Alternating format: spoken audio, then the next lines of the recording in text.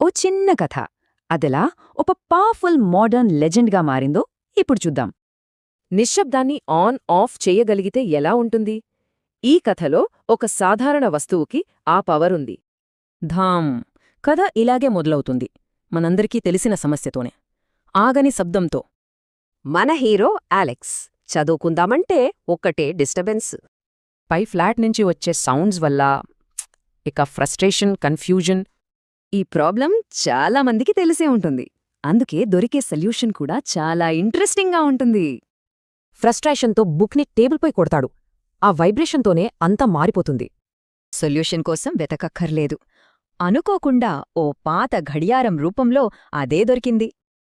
అదే ఈ silence clock, ఆగిపోయిన పాత గడియారం. కాని దాని వెనుక ఓ రహస్యముంది. ఆ సింబల్ బయటపడగానే అంతా సైలెంట్. పైనుంచి వచ్చే శబ్దాలన్నీ ఆగిపోయాయి. అయితే ఈ వింత మ్యాజిక్ ఎలా పనిచేస్తుంది? దీని రూల్సేంటి? ఆ సింబల్ని కనపడకుండా చేస్తే సైలెన్స్, గడియారాన్ని కదిపితే మళ్ళీ శబ్దం వచ్చేస్తుంది. ఇక్కడొక ఇంట్రెస్టింగ్ పాయింట్. క్లాక్ టైం 11:07 దగ్గర ఫ్రీజ్ అయిపోయింది. అదే సైలెన్స్ క్లాక్ పారాడాక్స్.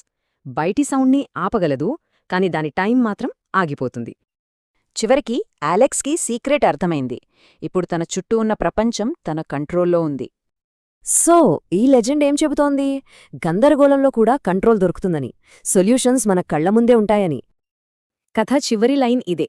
కొన్ని లెజెండ్స్ చాలా యూజ్ఫుల్, అంటే ఇదొక మోడర్న్ మిత్ అన్నమాట. మరి మన కళ్ల ముందు కూడా ఇలాంటి దాగి ఉన్న పరిష్కారాలేమైనా ఉన్నాయా?